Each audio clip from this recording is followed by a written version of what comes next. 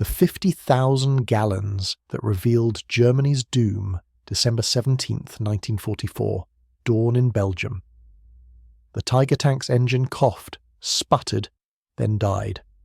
SS Lieutenant Colonel Joachim Peiper slammed his fist against the turret hatch. The metallic clang echoed through the pre-dawn darkness. His driver tried desperately to restart the 700-horsepower Maybach engine. Nothing. The fuel gauge read empty. "Sir," his driver called up, voice tight with panic, "the reserve tank is dry too." Peiper climbed down from his command tank, boots crunching on frozen Belgian soil. Around him sat the most powerful armoured force Germany had assembled for the Ardennes offensive. 67 tanks, 149 half-tracks, and nearly 5,000 elite Waffen-SS soldiers, all paralysed by empty fuel tanks. The discovery through the morning mist. Peiper spotted an abandoned American position ahead, Honsfeld, a supply depot for the US 99th Infantry Division. The Americans had fled so quickly that fires still burned in oil drums, coffee sat hot in metal cups, and there, lined up like a gift from heaven itself, stood rows upon rows of jerry cans, thousands of them, the distinctive olive-drab American fuel containers. Peiper approached slowly, almost reverently. His adjutant pried open one can and sniffed. "High-octane gasoline, sir."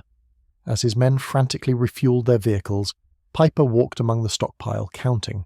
The numbers were staggering. 50,000 gallons, enough to fuel his entire combat group for the push to the Meuse River, enough to potentially change the course of the offensive.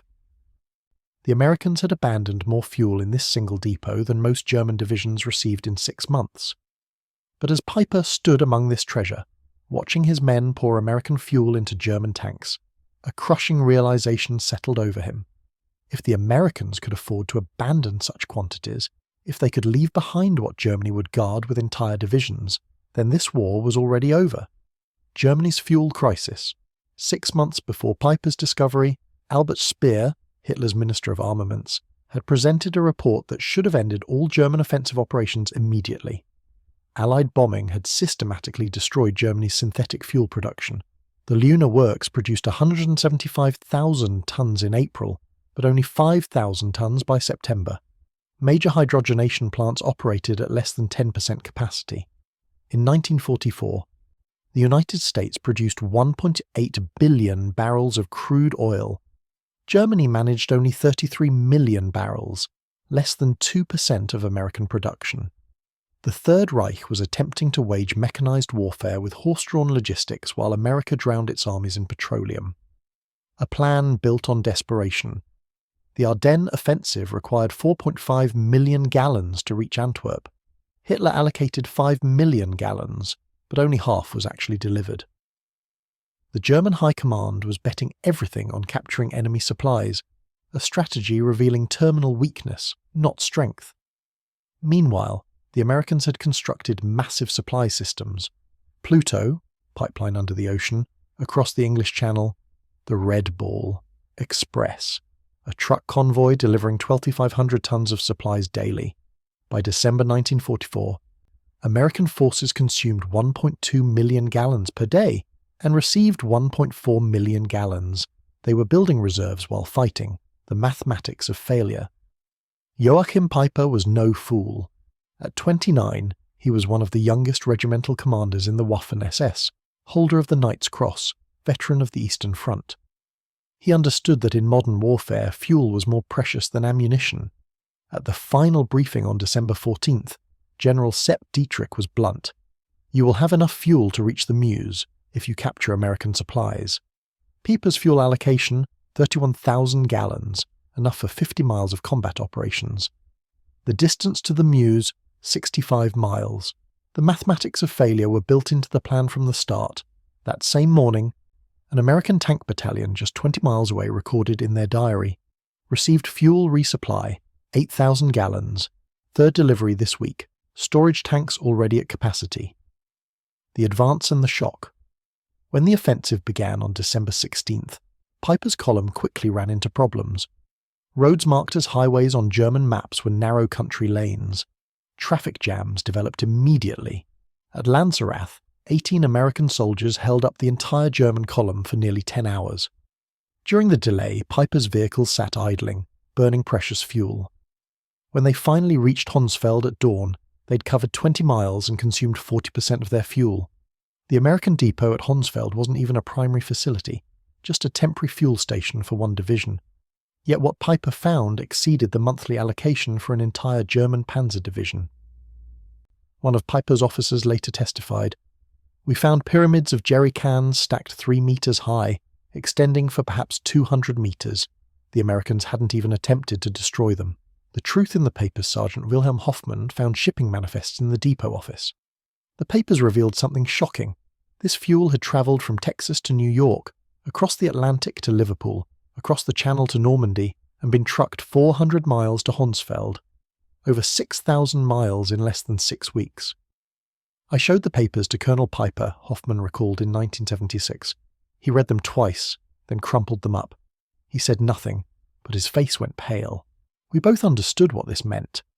Another soldier found Stars and Stripes newspapers dated just 2 days earlier. The headline celebrated a new fuel pipeline from Cherbourg to Verdun, capable of delivering 300,000 gallons per day. A single pipeline delivering more fuel daily than Peiper's entire force would use in the whole offensive. The devastating contrast. To understand Peiper's shock, consider Germany's situation by late 1944. Germany. The Luftwaffe was grounding aircraft for lack of fuel. Pilot training cut from 250 hours to 60 hours.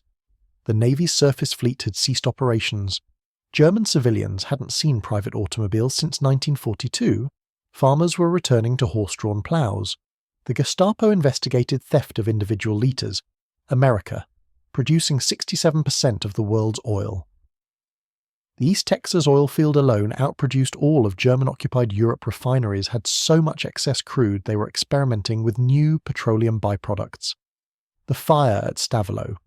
With the 50,000 gallons from Honsfeld, Peiper's column surged forward. They reached additional depots, capturing supplies and, most importantly, maps showing other American fuel locations. But the maps revealed a disturbing truth. The Americans had fuel stockpiles everywhere. Every major crossroads had a depot. The US First Army alone held 3.5 million gallons in reserve. By evening on December 17th, Peiper reached Stavelot, site of a major depot containing over 2 million gallons. Here was enough fuel to guarantee reaching the Meuse. But as German vehicles approached, Captain John Brewster of the 291st Engineer Combat Battalion was already at work. His orders were simple: deny fuel to the enemy at all costs. At 4:30 p.m, Captain Brewster gave the order. Engineers poured gasoline trails between the stacks and threw white phosphorus grenades.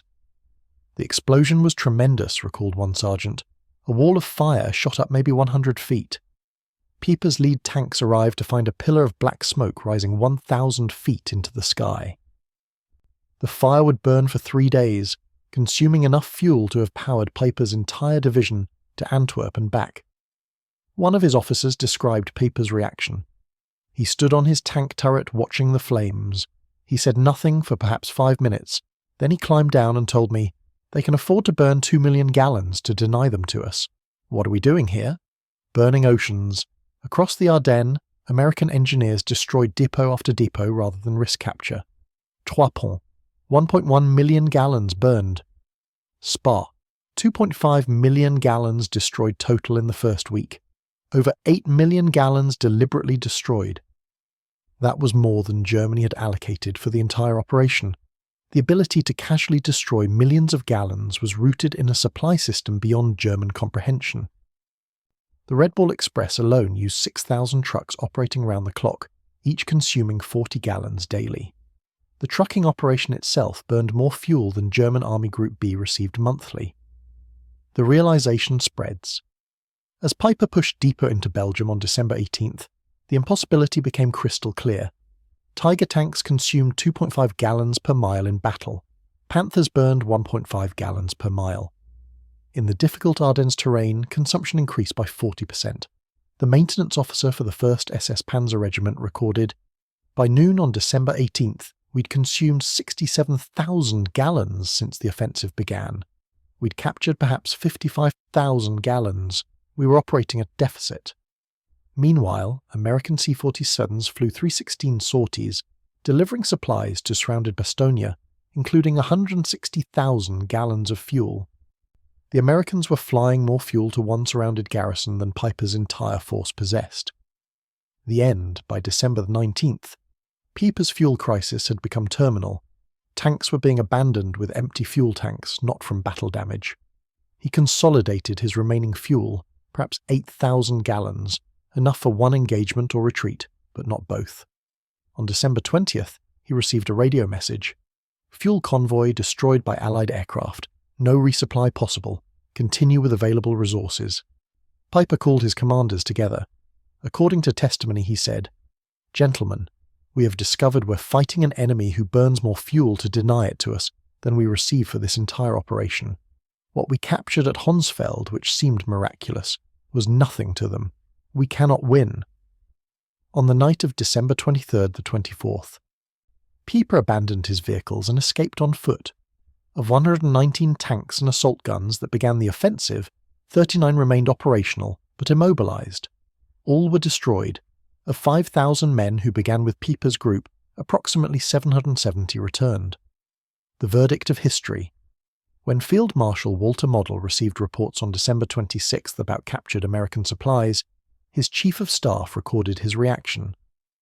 The Field Marshal read the quantities twice: 50,000 gallons at Honsfeld, 2 million burned at Stavelot, 8 million destroyed rather than captured.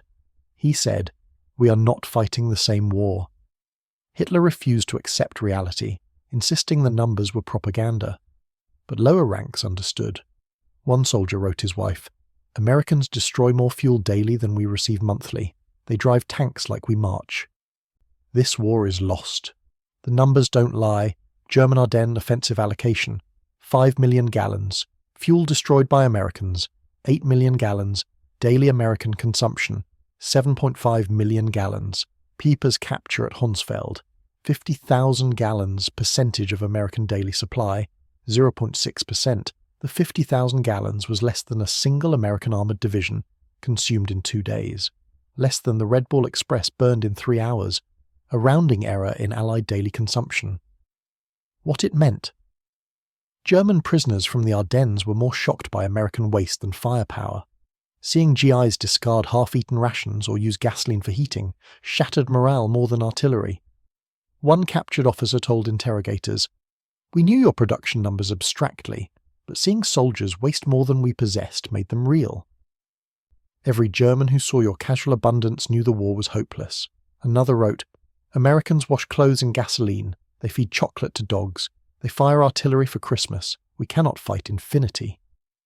The final irony: American forces cataloguing abandoned German equipment at L'Église found 39 perfect tanks abandoned solely for lack of fuel. The salvage report noted, fuel required, 8,000 gallons. Classification, minimal. Source, local reserve. Time, 4 hours. What was impossible for the Germans, 8,000 gallons to save their best tanks, was beneath American notice, a minor request using local reserves that exceeded Peiper's peak strength. The lesson. This wasn't just about fuel, it was about the nature of industrial warfare. Victory belonged to whoever produced the most petroleum, steel, and aluminum. Germany never had a chance once American industrial capacity mobilized. In 1984, 40 years after the battle, veterans gathered at L'Église. Former German soldier Karl Wortmann stood beside the museum's Tiger tank with former US Staff Sergeant Roy Anderson. "We always wondered why you stopped," Anderson said. "We thought it was tactical." Wortmann laughed bitterly. "We stopped because the tanks were empty. You burned millions to keep it from us. How could we fight that?" Anderson was quiet, then said, "We never knew you were that short. We had so much we never thought about it." That exchange captured the truth of December 1944. One side measured by the gallon, the other by millions. One fought for each jerry can, the other burned oceans. The outcome was predetermined. The Tiger tank still sits in L'Église's museum. Fuel gauge empty, a monument to when tactical excellence met logistical reality and lost. Visitors ask why such powerful tanks were abandoned. The answer is simple: no fuel.